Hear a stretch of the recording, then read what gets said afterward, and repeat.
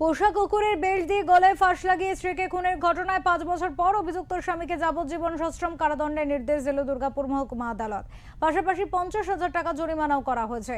২০২১ সালে পশ্চিম বর্ধমান জেলার কাকসা থানার আড়া এলাকার একটি আবাসনে এই ঘটনা ঘটে।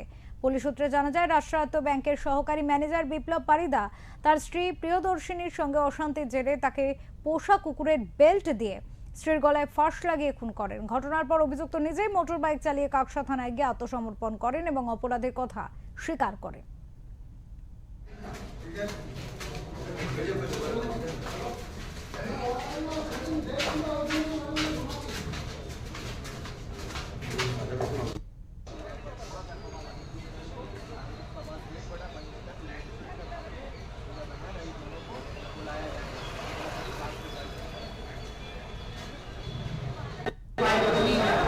নিজের স্ত্রীকে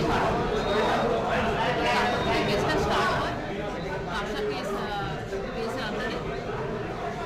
তারপর কেসটা চলতে থাকে। কাস্টডি ট্রায়াল চলছিল। ৫/৪/২০22-এ চার্জ হয়, চার্জ ফ্রেম হয়। চার্জ ফ্রেমে 498-এ 302 এবং 304B স্টার্ট হয়। তারপর থেকে সাক্ষী শুরু হয়। ২৭ জন মোট সাক্ষী হয়েছে।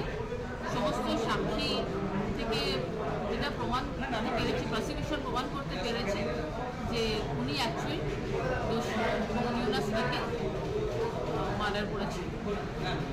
আজকে তার কালকে কনভিক্ট ছিল, আজকে কনভিকশন দিয়েছেন, ঘোষণা করেছেন যাবজ্জীবন কারাদণ্ড।